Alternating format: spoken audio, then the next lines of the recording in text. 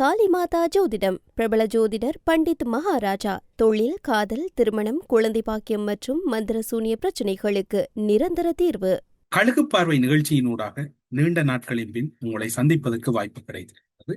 அனைவருக்கும் மகிழ்ச்சி.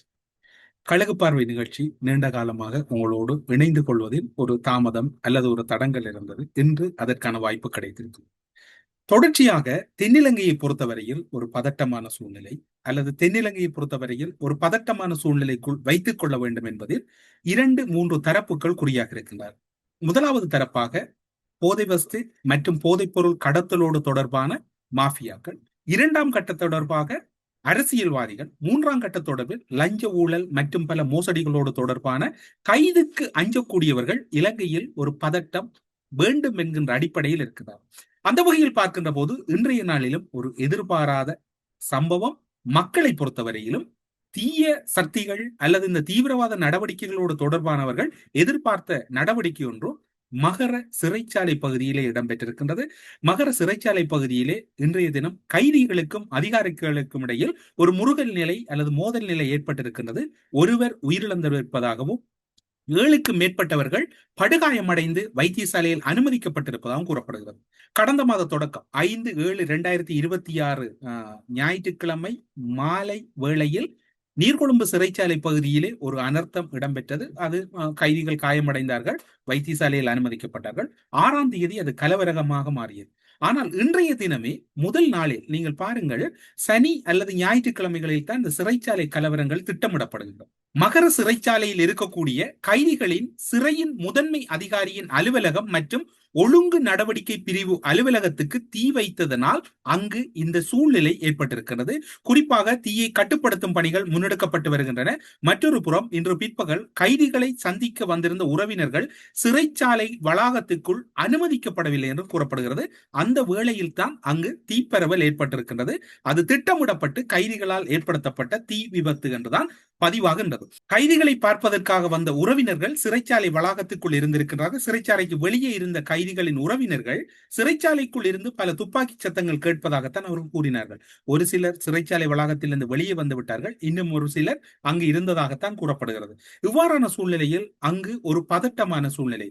சிறைச்சாலை தகவல்களின்படி அங்கிருக்கக்கூடிய நிலைமைகள் என்பது சற்று வித்தியாசப்பட்ட ஒரு பதட்டமான நிலையாகத்தான் பார்க்கப்படுகிறது. மகர சிறைச்சாலையில் ஏற்பட்டிருக்கக்கூடிய பதட்டமான நிலையை கட்டுப்படுத்த தேவையான நடவடிக்கைகள் மேற்கொள்ளப்பட்டிருப்பதாக சிறைச்சாலைகள் தரப்பில் இருக்கக்கூடிய அதிகாரிகள் தகவலை உறுதிப்படுத்துகிறார்கள். கைதிகளுக்கும் சிறைச்சாலை அதிகாரிகளுக்கும் இடையே ஏற்பட்ட மோதல் பதட்ட நிலைக்கு பிரதான காரணமாக ஆரம்பமானதாகத்தான் சிறைச்சாலை தரப்பு தகவல்கள் கூறுகின்றன. இதனை அடுத்து நீர்கொழும்பு சிறைச்சாலையிலே விசேட அதிரடிப்படையினர் களமிறக்க தாமதமானதன் விளைவுதான் அங்கு விபரீதங்கள் அதிகரித்ததை உணர்ந்து கொண்ட சிறைச்சாலைகள் திணைக்களம் உடனடியாகவே விசேட அதிரடிப்படையினர் அந்த பகுதிக்குள் களமிறக்கப்பட்டு விசேட அதிரடிப்படையினர் மற்றும் போலீசாரின் பூரண கட்டுப்பாட்டுக்குள் கொண்டு வரப்பட்டிருக்கின்றது. மேலதிகமான சிறைச்சாலைகள் அதிகாரிகளும் அங்கு அழைத்து செல்லப்பட்டிருக்கின்றார்கள். மகர சிறைச்சாலைக்குள் பதட்டமான சூழ்நிலை நிலவிக் கொண்டிருக்கிறது. இந்த சம்பவத்தை அடுத்து உடனடியாகவே நிலைமையை கட்டுப்பாட்டுக்குள் கொண்டு வருவதற்காக விசேட அதிரடிப்படையினரை அனுப்பி வைத்திருக்கக்கூடிய படைத்தரப்பினர் அங்கு குற்றத்தடுப்பு புலனாய்வு பிரிவினரும் அனுப்பி வைக்கப்பட்டிருக்கிறார்கள். இந்த சம்பவம் இடம்பெறுவதற்கு பிரதான காரணம் எது என்று அறிந்து கொள்வதற்காக இந்த சம்பவத்தில் கைதிகள் உள்ளிட்ட பலர் காயமடைந்துள்ளதாகவும் அவர்கள் உடனடியாக ராகம வைத்தியசாலை அருகாமையில் இருக்கக்கூடிய ராகம வைத்தியசாலைக்கு அனுமதிக்கப்பட்டிருக்கிறார்கள். அனுமதிக்கப்பட்ட கைதிகள் தொடர்பான அவசர தகவல்கள் எதுவும் இப்போது வரைக்கும் வெளியாகவில்லை. ஆனால் உடனடியாகவே அந்த பகுதி முழுமையாக போலீசாருடைய விசேட அதிரடிப்படையினுடைய கட்டுப்பாட்டில் இருக்கின்றமை அவதானிக்கப்படுகின்றது. இந்த மகர சிறைச்சாலையின் தாக்குதல் என்பது சற்று வேறு விதமாக இருந்திருக்கின்றது. நீர்கொழும்பு சிறைச்சாலையின் தாக்குதல் என்பது வேறு விதமாக இருக்கின்றது. மகர சிறைச்சாலையிலே 6 பேர் காயமடைந்திருக்கின்றார்கள். காயமடைந்த ஒருவர் மரணம் அடைந்திருப்பதாகத்தான் கூறப்படுகிறது. மகர சிறைச்சாலையில் இருக்கக்கூடிய அந்த அதிகாரிகள் பயன்படுத்தக்கூடிய ஒரு காப்பகம் தீயிடப்பட்டிருக்கின்றது. அதற்கு மேலதிகமாக மகர சிறைச்சாலையில் இருக்கக்கூடிய ஒரு கட்டிட தொகுதியும் அங்கு தீ வைக்கப்பட்டிருக்கின்றது. இந்த சம்பவத்தை எப்படி பார்ப்பது? லேசாக கடந்து செல்ல முடியுமா என்கின்ற சந்தேகங்கள் எல்லாம் இருக்கின்றது. ஒரு கட்டத்திலே சிறைக்கு வெளியிலே இருந்த அங்கு சிறை கைதிகளின் உறவினர்கள் மகர சிறைச்சாலையை உடைத்து உள்ளே நுழைவதற்கு முயற்சிகள் மேற்கொள்ளப்பட்ட போது போலீசார் அங்கு கடுமையான பிரயத்தனத்தின் மத்தியில் அவர்களை வெளியேற்றியிருந்தார்கள். உறவினர்கள் சந்திக்க வருகின்ற போது இந்த தாக்குதல் நடத்தப்பட்டிருக்கின்றது. அதற்கு மேலதிகமாக 2 சம்பவங்கள் நீர்கொழும்பு சிறைச்சாலையில் தாக்குதல்கள் இடம்பெற்ற காலம் அல்லது தாக்குதல் இடம்பெற்ற சூழ்நிலையை பார்க்கின்ற போது கோட்டாபய ராஜபக்ச விசாரணைக்கு தன்னை அழைக்கக்கூடாது என்று ஒரு மனு தாக்கல் செய்ய ஆரம்பித்த அல்லது முற்பட்ட வேளையில் தான் நீர்கொழும்பு சிறைச்சாலையின் தாக்குதல்கள் இடம்பெற்றன. மகர சிறைச்சாலையின் தாக்குதலை பார்க்கின்ற போது முன்னாள் போலீஸ் மா அதிபர் பூஜித ஜெயசுந்தர, முன்னாள் பாதுகாப்பு அமைச்சின் செயலாளர் கேமசரி பெர்னாண்டோ ஆகியோருக்கு மரண தண்டனை விதித்து நீதிமன்றம் தீர்ப்பளிக்கப்பட்டிருக்கக்கூடிய சூழ்நிலையில் அங்கும் ஒரு கலவரம் இடம்பெறுகிறது.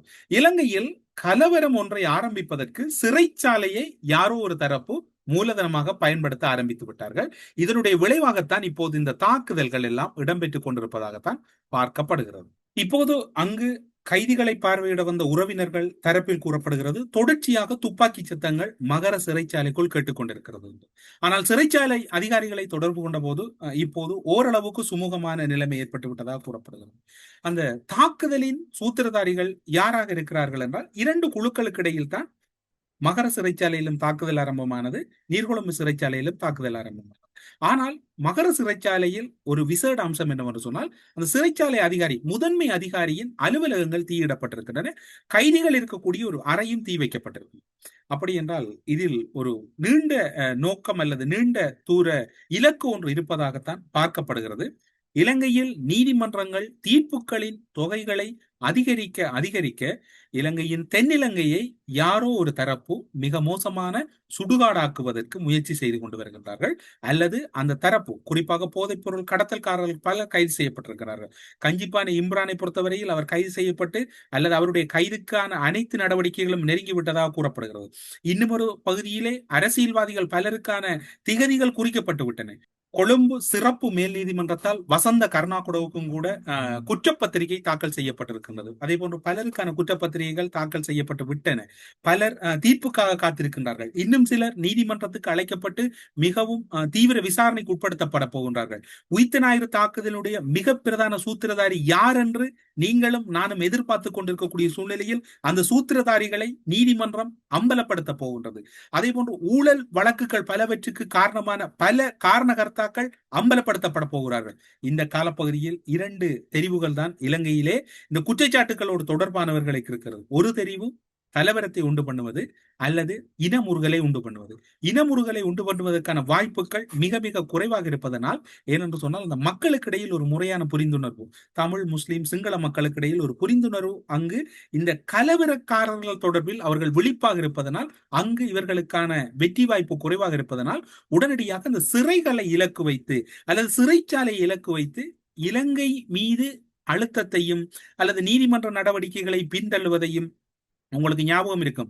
5/7/2026 நீர்கொழும்பு சிறைச்சாலை தாக்குதல் 6 கலவரமாக மாறிய பின்னர் 2 வாரங்களுக்கு இதுதான் பேசு பொருளாக இருந்தது. இன்னும் ஒரு சம்பவம் இருக்கும்.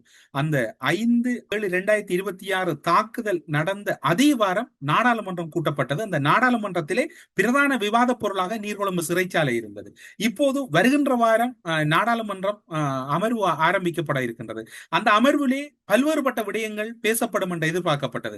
குறிப்பாக சொல்ல போனால் இந்த 2 பேருடைய மரண தண்டனை விவகாரம் வாத பிரதிவாதங்கள் இடம்பெறுவதற்கு சந்தர்ப்பம் இருக்கின்றது. அதைவிட இன்னும் பலர் யார் யார் இந்த தீர்ப்புக்குள்ளாக போகின்றார்கள், நீதிபதிகளின் வயது எல்லை அதிகரிப்பு தொடர்பான பல்வேறுபட்ட விடயங்கள் பேசப்பட வேண்டிய சூழ்நிலையில் அவற்றை திசை திருப்புவது அல்லது அவற்றை மடைமாற்றுவதில் யாரோ ஒரு தரப்பு மிகவும் அவதானமாக இருக்கின்றார்கள். இலங்கையிலே தொடர்ச்சியாக ஒரு கலவரம் குழப்பமான சூழ்நிலை தான் இருக்கின்றது. எனவே இலங்கை ஒரு சுபீட்சமான இடத்தை நோக்கி நகர முடியாமல் இருக்கிறது என்பதில் குழப்பத்தரப்பு மிக நிதானமாக இருக்கின்றது. குறிப்பாக சொல்ல போனால் உயிர்த்த ஞாயிறு தாக்குதலின் சூத்திரதாரிகள் என்று நீதிமன்றம் இருவருக்கு அடையாளப்படுத்தப்பட்டு மரண தண்டனை விதித்திருக்கின்றது. இவர்கள் பணிகளை செய்ய தவறிய குற்றச்சாட்டு தான் கூறப்பட்டிருக்கிறது. கிடைத்த தகவல்களை முறையாக பயன்படுத்தவில்லை, மக்களுக்கான பாதுகாப்பை முறையாக ஏற்படுத்தவில்லை என்று. இவர்கள் ஒரு உண்மையில் சொல்ல போனால் இவர்கள் முதல் நிலை அதிகாரிகள் அல்ல. முதல் நிலை அதிகாரிகள் ஒரு சிலர் பதுங்கிக் கொண்டிருக்கிறார்கள். அவர்கள் எப்படி சிக்க போகிறார்கள், அவர்களுக்கு எப்படியான வகையில் தீர்ப்புகள் இடம்பெறப் போகின்றது என்றெல்லாம் மக்கள் மத்தியிலே பரவலாக பேசப்படுகிறது. இன்னும் ஒரு விடயம் இருக்கிறது என்னென்றால், பிரதான பேசு பொருளாக நாடாளுமன்றத்திலே உயிர்த்த ஞாயிறு தாக்குதல் வருகின்ற வார அமர்விலே இடம்பெறும். அவற்றை திசை மாற்றுவது அல்லது அவற்றை மடை மாற்றுவது. இலங்கையிலே இடம்பெறுகின்ற விசாரணைகளிலே குறிப்பாக வசந்த கர்நாகொட அல்லது நாமல் ராஜபக்ச, கோட்டாபாய ராஜபக்ச அல்லது நிதி குற்றவியல் பிரிவிலே பலருக்கான விசாரணைகள் இடம்பெறுகிற போது அவர்களுடைய பெயர்கள் இங்கு மறைக்கப்படுவதற்கு வாய்ப்பு இருக்கிறது. காரணம், இந்த வாரம் இன்று தாக்குதல் இடம்பெற்றிருக்கிறது, ஒருவர் இறந்திருக்கிறார், 7 மேற்பட்டவர்கள் படுகாயமடைந்திருக்கிறார்கள் என்றால் அதனுடைய தாக்கம் என்பது அதிகரிக்கும். நாளைய தினமும் இதுதான் பேசு பொருளாக இருக்கும். ஒருவேளை இன்னும் ஒரு விடயம் இதில் சூழ்ச்சி கோட்பாடு இருப்பதற்கு சந்தர்ப்பம் இருக்கின்றது. உயிர்த்த ஞாயிறு தாக்குதலில் ஈடுபட்டார்கள் அல்லது உதவினார்கள் அல்லது அதற்கு காரணகர்த்தாவாக இருந்தவர்கள் பலர் மறைந்து கொண்டிருக்கக்கூடிய சூழ்நிலையில் அவர்களுக்கு என்ன நடக்கும் என்று தெரியாத போது அவர்களிடம் அதிகாரிகளாக பணிபுரிந்த கடமைகளை தவறியவர்களுக்கு தீர்ப்பு வழங்கப்பட்டிருக்கிறது. அவைதான் இன்றைய தினமும் நேற்று மாலையிலிருந்து இனிவரப்போகின்ற நாட்கள் எல்லாம் மிக பிரதான விவாத பொருளாக இருந்த சூழ்நிலையில் அவற்றை நிறுத்துவதற்கும் கூட இந்த தாக்குதல் திட்டமிடப்பட்டிருக்கலாம். அதாவது உயிர்த்த ஞாயிறு தாக்குதல் தொடர்பான கலந்துரையாடல் அல்லது அந்த டிஸ்கஷன் என்பது எந்த ஒரு தளத்திலும் இல்லாமல் இப்போது இன்று மகர சிறைச்சாலை மீது தாக்குதல், மகர சிறைச்சாலையில் வன்முறை, தீப்பரவல் என்கின்ற செய்தி தான் எல்லோரிடமும் பரவுகின்றது. ஆனால் இதில் யாரோ ஒரு தரப்பு மிக நிதானமாக தங்களுடைய காரியங்களை நிறைவேற்றி கொண்டிருக்கிறார்கள். அதில் அவர்கள் வெற்றியடைய முயற்சி செய்கிறார்கள். ஆனால் அந்த வெற்றி வாய்ப்பு என்பது ஒவ்வொரு சந்தர்ப்பங்களிலும் தட்டி பறிக்கப்படுகின்றது. நீர்கொழும்பு சிறைச்சாலையிலே திட்டமிட்டவர்கள் அதில் அவர்கள் அப்படியே அவர்களுடைய திட்டம் பலிக்கவில்லை.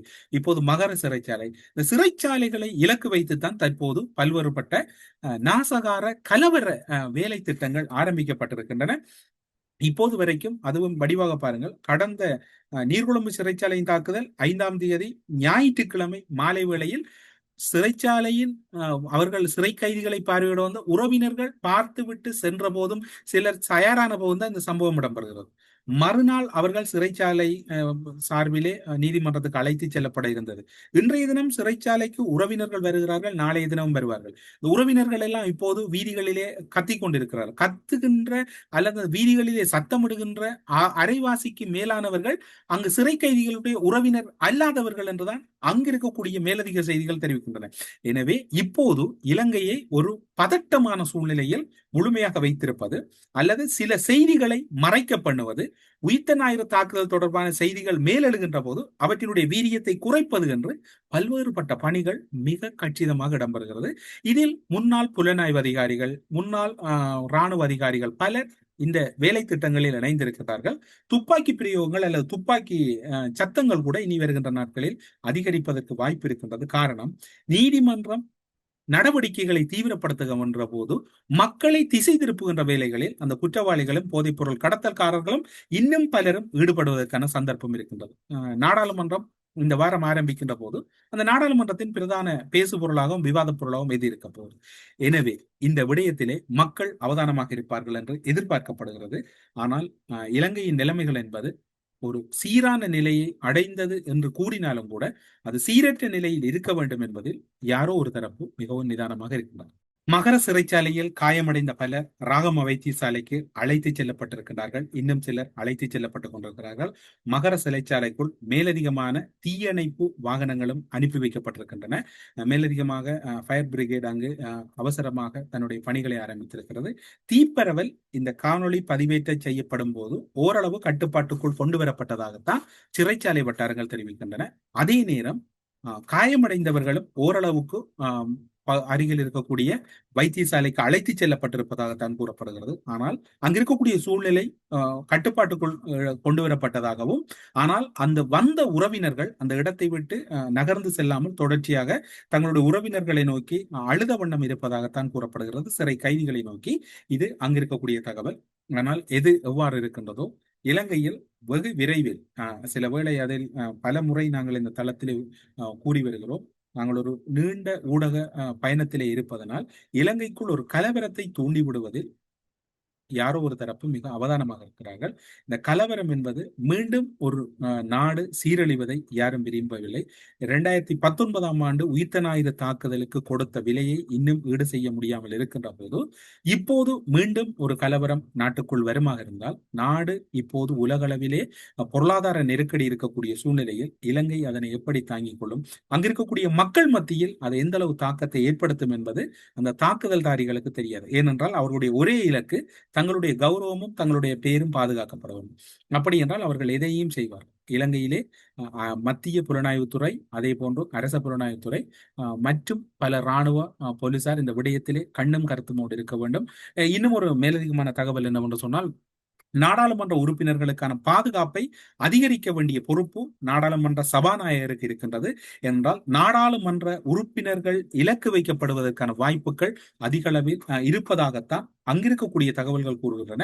ஏனென்றால் நாட்டில் ஒரு பாதுகாப்பற்ற சூழ்நிலை இருக்கின்றது என்பதனை வெளிப்படுத்துவதற்கு பல சான்றுகளை தேடிக்கொண்டிருக்கக்கூடிய ஒரு சக்தி நாடாளுமன்ற உறுப்பினர்களும் இலக்கு வைக்கப்படுவதற்கு வாய்ப்பு இருக்கின்றது. அதிலும் குறிப்பாக தமிழ் முஸ்லிம் நாடாளுமன்ற உறுப்பினர்களின் பாதுகாப்பை மிக மிக கண்ணியமாக பாதுகாக்க வேண்டியதும் சபாநாயகரின் பொறுப்பாக இருக்கிறது. ஒரு விபரீதம் நடந்த பின்னர் அதன் பின்னர் அதற்கான பாதுகாப்பு ஏற்பாடுகள் அல்லது கண்டன அறிக்கைகளை விடுவதை தவிர்த்து அவர்கள் விடயத்திலும் பாதுகாப்பு ஏற்பாடுகள் செய்வது காலத்தின் கட்டாயமாக இருக்கிறது. ஒவ்வொரு மாதமும் அந்த பிராந்தியத்தில் இருக்கக்கூடிய அல்லது மாவட்டத்தில் இருக்கக்கூடிய ஒவ்வொரு நாடாளுமன்ற உறுப்பினரின் பாதுகாப்பு நிலவரம் தொடர்பில் போலீஸ் உயர் அதிகாரிகள், புலனாய்வு அதிகாரிகள் அறிக்கைகள் சமர்ப்பித்தாலும் அதனையும் தாண்டி விபரீதங்கள் இடம்பெறுவதற்கு வாய்ப்பு இருக்கிறது. இது விடயத்திலும் அரசு கவனம் செலுத்த வேண்டும். ஏதாவது ஒரு நடக்கக்கூடாத விடயம் நடந்த பின்னர் அது தொடர்பில் சிந்திப்பதில் பயனற்ற விடயம். சிறைச்சாலைகள் உடனடியாக மீண்டும் நாங்கள் 5/7/2026 நீர்கொழும்பு சிறைச்சாலை கலவரம் இடம்பெற்ற பின்னரும் குறிப்பிட்டிருந்தோம். சிறைச்சாலைகளை உடனடியாக ஒரு பெரிய அளவிலே தேடுதல் வேட்டைகளை நடத்தி சிறைச்சாலையில் இருக்கக்கூடிய கைதிகளை தரம் பிரித்து அவர்களுக்கான உளவள ஆற்றுப்படுத்தல்களை வழங்கி இந்த அடுத்த கட்ட நடவடிக்கைகளுக்கு கைதிகளையும் தயார்படுத்த வேண்டிய மிகவும் பொறுப்பு வாய்ந்த இடத்தில் இலங்கையின் நீதியமைச்சு இருக்கிறது. இதனை நீதியமைச்சு மேற்கொள்ளும் என்று எதிர்பார்க்கப்படுகிறது. நீர்கொழும்பு மகர அடுத்தது போகம்பரையா என்கின்ற கேள்வியோடு கழுகு பார்வை நிகழ்ச்சியில் இருந்து விடைபெற்றுக் கொள்கிறோம். நன்றி, வணக்கம். காளிமாதா ஜோதிடம் பிரபல ஜோதிடர் பண்டித் மகாராஜா. தொழில், காதல், திருமணம், குழந்தை பாக்கியம் மற்றும் மந்திர சூனிய பிரச்சனைகளுக்கு நிரந்தர தீர்வு.